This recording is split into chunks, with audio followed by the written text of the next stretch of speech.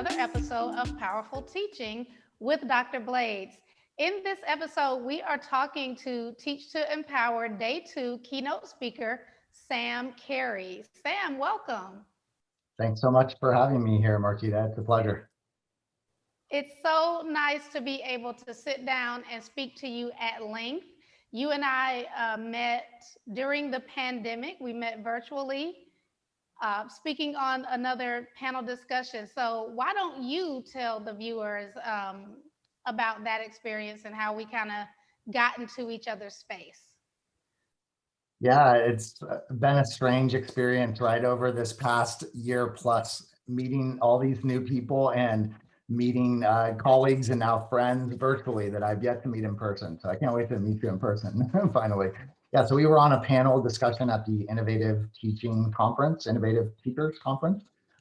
And we were providing, it was like a lightning talk where we had to provide quick tips and go around and address different questions.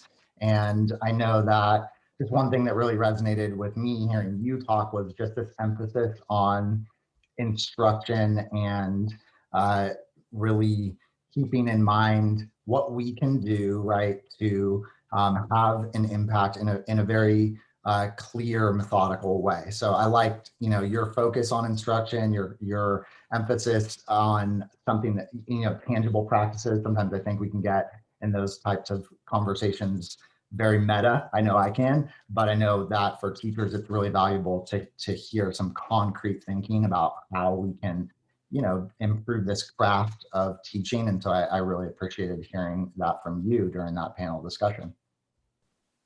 Yeah, same here. I consider myself to be an instruction person, and I understand the importance of all the other aspects that go into teaching, but instruction is definitely my specialty.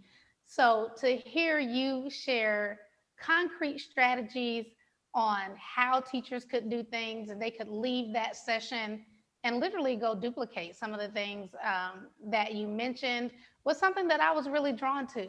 So when I started putting the Teach to Empower conference together, you were one of the first people I thought of to have as one of the keynote speakers. I'm very honored to be a part of your conference, your first ever conference, and it's going to be an incredible experience. Absolutely. So now that people know how we met, I want them to know more about you, Sam. So tell us about your background in education and what you're currently doing. I was a classroom teacher for 10 years and unexpectedly am no longer a classroom teacher. I'll explain that in a moment. But I taught primarily middle school. I did teach elementary school for a part of that time as well, all in the greater Bay Area around San Francisco and the East Bay, where I'm also from. And I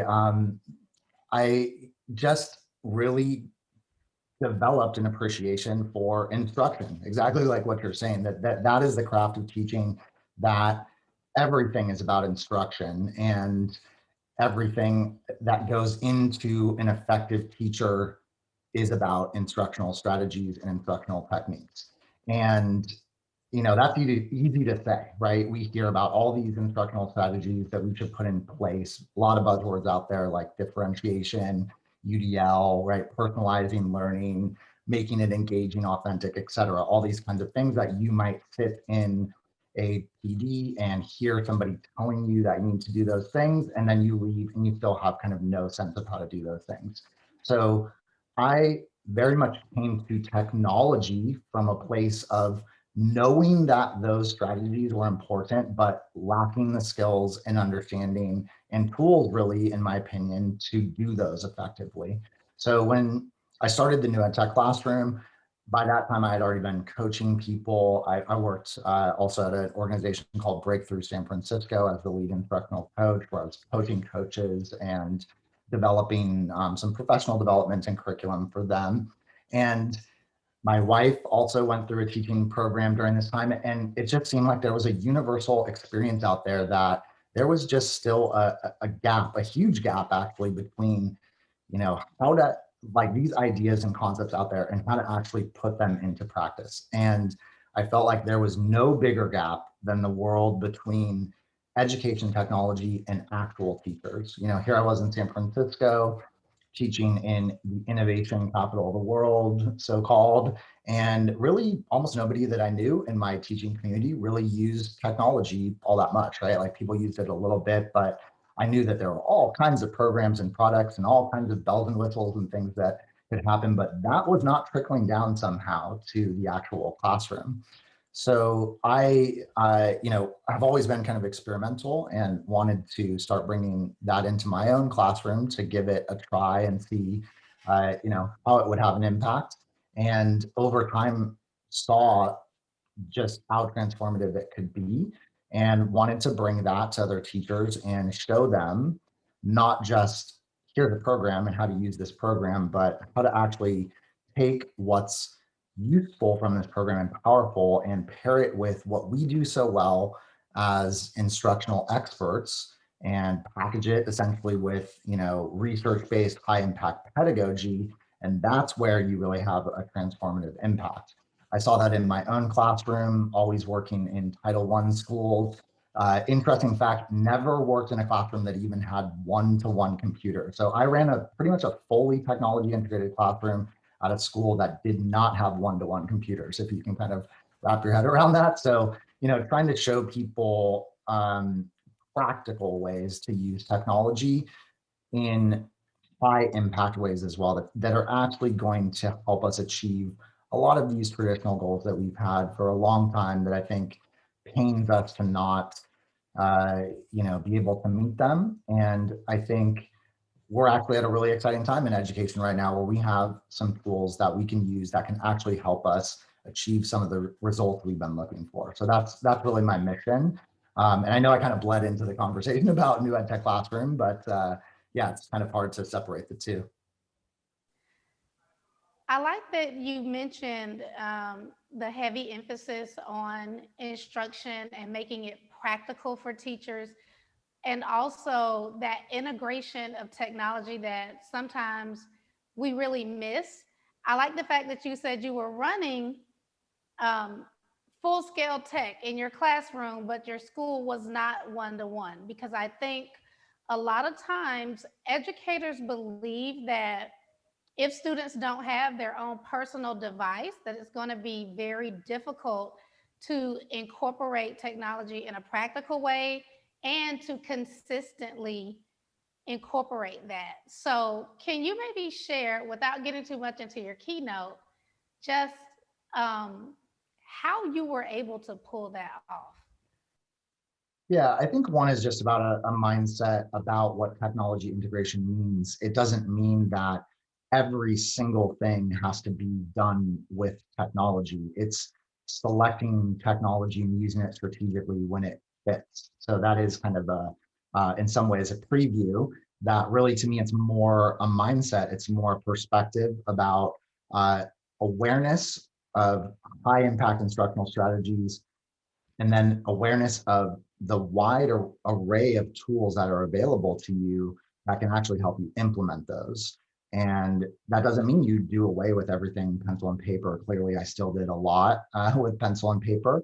And you might do things that are actually on the back end of a pencil and paper product, right? That can enhance it with technology. You have a kid make something like a poster project as an example, but then they can upload it into their digital portfolio. They can annotate it, show what it means, do voiceover or video explaining why they chose it, how it shows their learning. And now you've added an element of self-awareness, investment in their own learning. And so that's what I mean by taking a strategy. It's not that we want that tool, it's that we know we want to build student investment in their own learning, self-efficacy.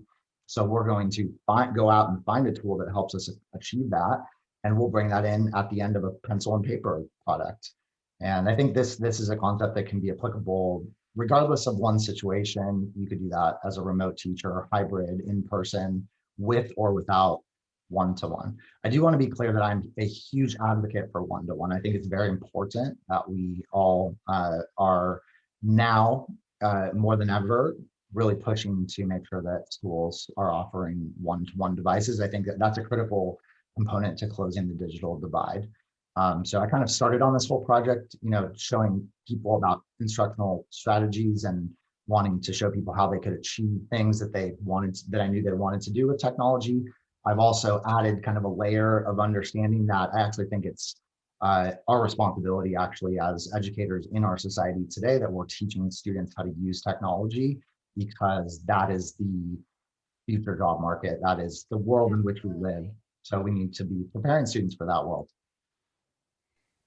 Sam, we were talking about this before the interview started. So where we are now is in a situation where we really have to make our students college ready, career ready. However, whatever students are going into, they're going into a world where they may have to completely function online as a professional, and they need to be prepared for that in a school setting. And it sounds like the way you teach, the instructional strategies that you're reinforcing with technology will prepare students for that.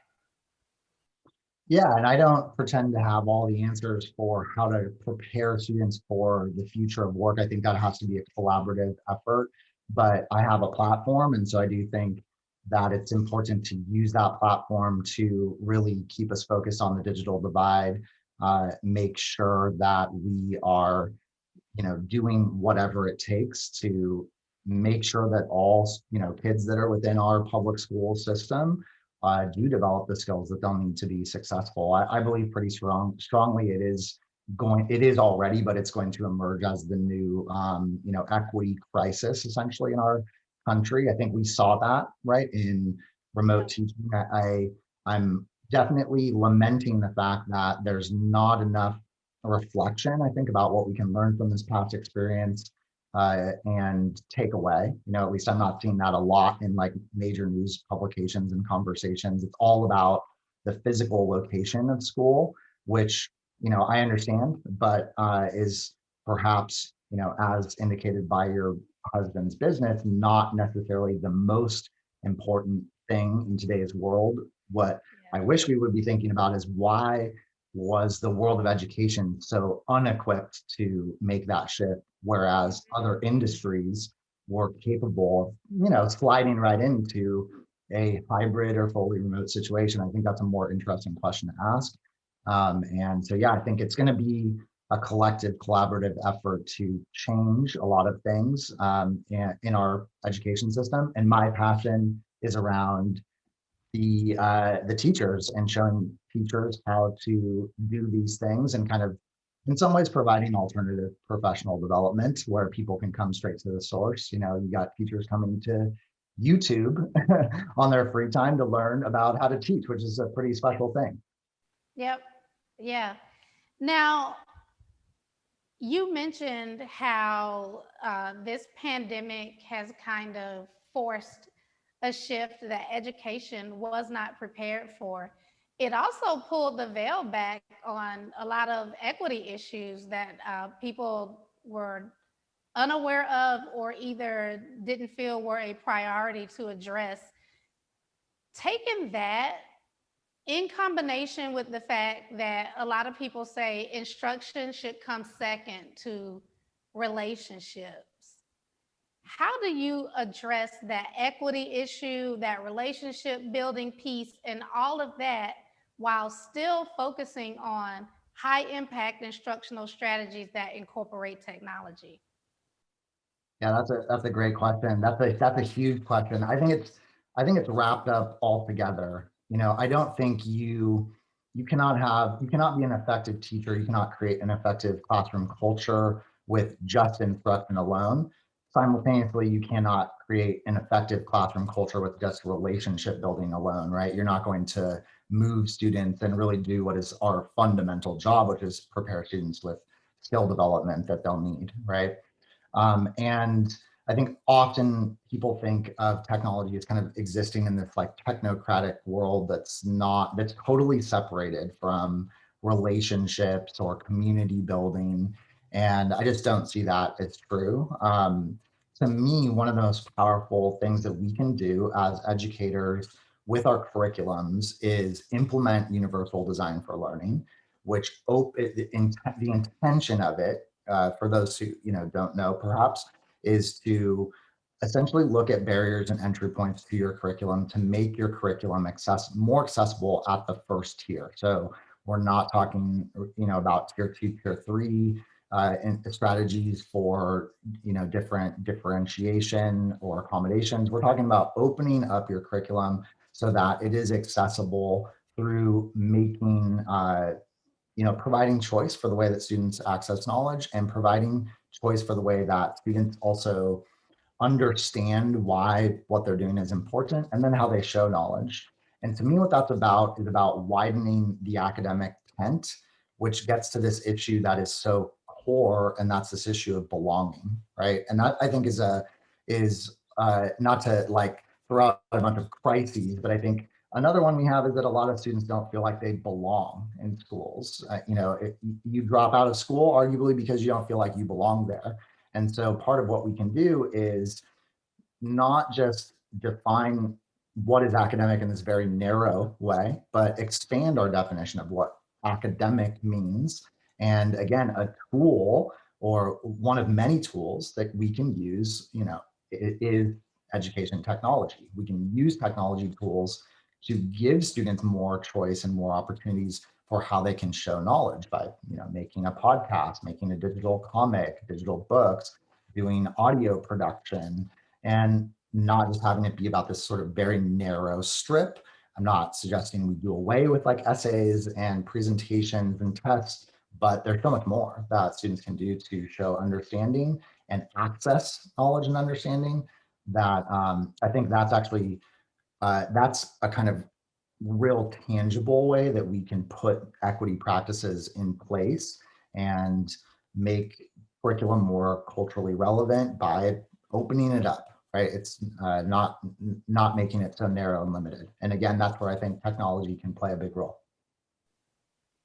I love it. And it sounds like we can allow our students to show mastery of what they've learned by incorporating some transferable skills. And technology can really facilitate those transferable skills that they can now take and apply to many different situations that they're going to face once they leave that classroom. Absolutely. Yeah, I think part of it, when we're thinking about planning our instruction, we're actually tasked with a pretty significant job, right? Teaching is incredibly hard, and there are so many elements of it that need to be dialed in to be an effective teacher. And I love the TPAC model. I'm not going to get all into that and talking about like frameworks, but it's really looking at what is core in your content, what is enduring understanding.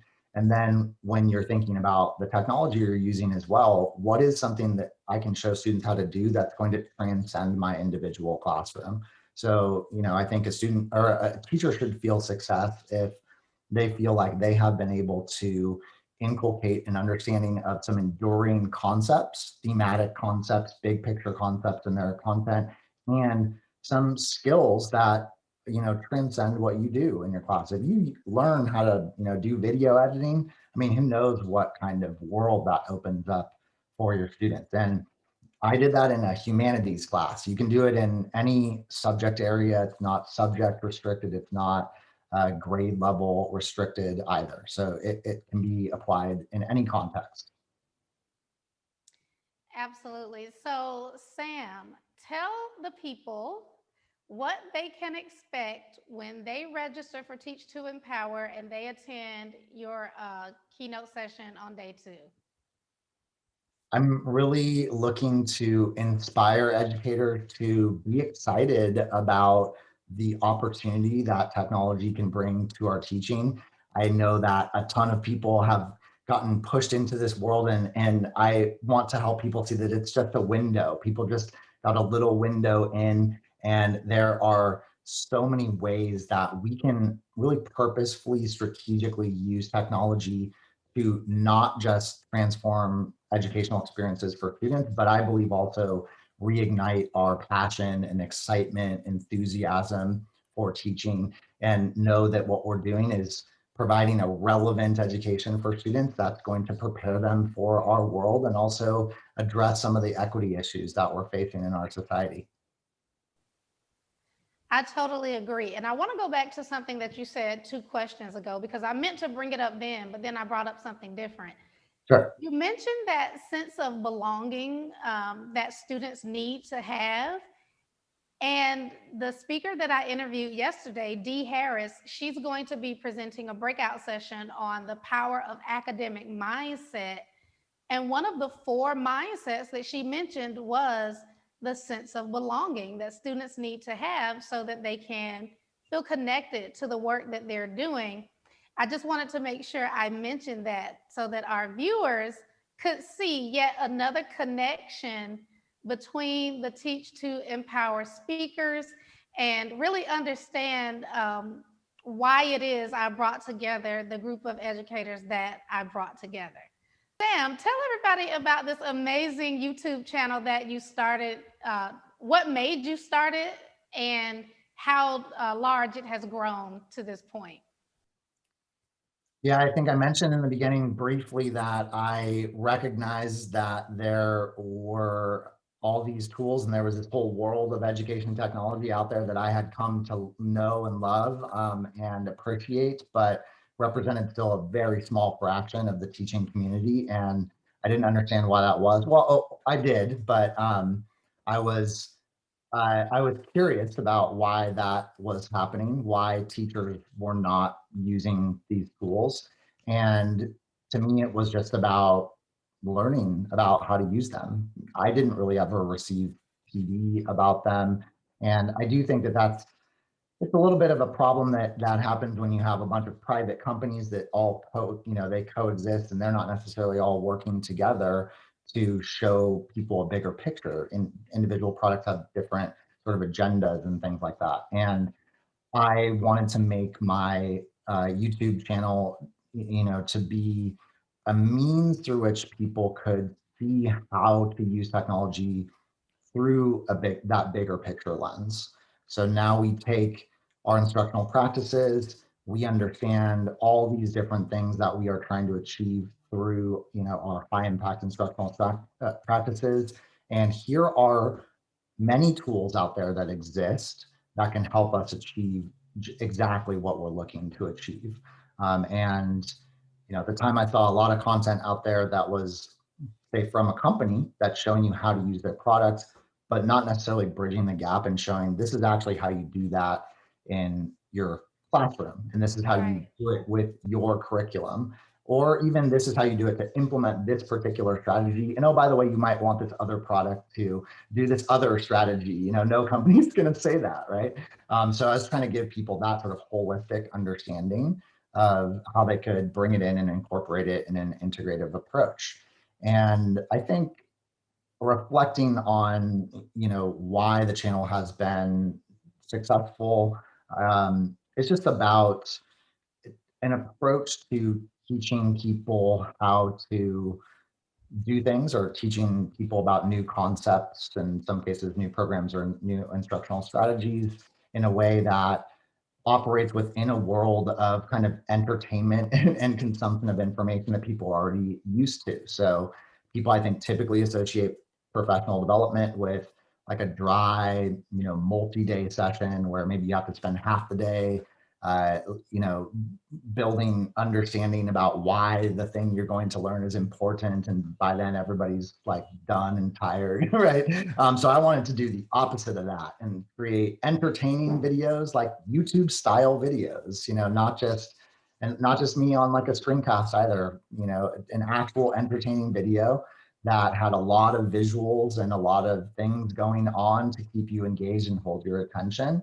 And I think that's what resonated with people. So yeah, we're at, I just checked before, closing in on 170,000 subscribers on the channel and 6 million channel views in the last year. So yeah, it's pretty amazing to see, like I mentioned before as well, so many teachers coming and doing PD on their own time, right? Like, hey, I'm going to go to YouTube and learn about these different practices. And people are enthusiastic and excited. I mean, just if you hop over to my channel and look at the comments, people, they are, I think, there's a group of educators that are really seeing how powerful it can be to implement these tools and strategies and share my excitement for what it means for the future of education.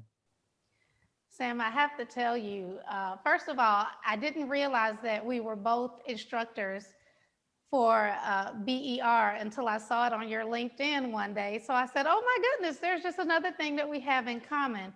But what I love about your YouTube channel is that I saw a lot of my own practices in your videos, how to do this in that. So you tell people right up front what strategy it is and what tool they're going to be using. And I've seen you present the same strategy in multiple tools. And so people can pick what's going to be best for their students, but it just gets right to the point and it takes away that intimidation factor of feeling like you have to know a tool completely before you can use it. You can just go to your channel, find a strategy that they're already using, and now they can see how to enhance it with the technology. So I'm doing a seminar for BER called 50 Best Strategies to Enhance Your Science Instruction Using Technology. And I definitely have some new tips now from your channel that I even didn't have before. So Awesome. for those of you who are watching, if you're not registered yet, please head over to POWARRfulTeaching.com and grab your ticket to the Teach to Empower 2-day virtual conference. So Sam, tell everyone where they can follow you, where they can find the new EdTech Classroom. Best place to go is newedtechclassroom.com. That's my website. And from there, you can access all my social media accounts. I'm on Twitter and Facebook and TikTok and Pinterest and LinkedIn and all that. And of course, I'm on YouTube. That's definitely where I post the majority of my content. But I have blogs that I do for people that like to process things differently through reading information and seeing screenshots of how to do different programs. So encourage people to hop over to my website and check all of that out as well. And I also sometimes forget to mention, but I have a student tutorial channel that's totally separate from my main channel as well. So if you're in need of tutorials for how to use a program with students, that's a COPA compliant channel that doesn't really get ad revenue or anything. It's just out there for teachers to use as a resource to show students how to use those programs, so that, to your point, you don't have to feel like you have to know all the ins and outs, and you don't have to feel like you have to make your own materials as well to use these programs. Well, thank you so much, Sam, not only for agreeing to be a speaker at the Teach to Empower conference, but for sitting down with me today and sharing all of these great things that you have with our audience. Absolutely. Thanks so much for having me, Marquita, and I can't wait for the conference. Same here. Y'all, if you haven't registered yet, again, go to POWARRfulTeaching.com, grab your ticket. Also, like this video and subscribe to the POWARRful Teaching channel, and follow POWARRful Teaching across all social media platforms. I will see y'all in the next episode of POWARRful Teaching with Dr. Blade.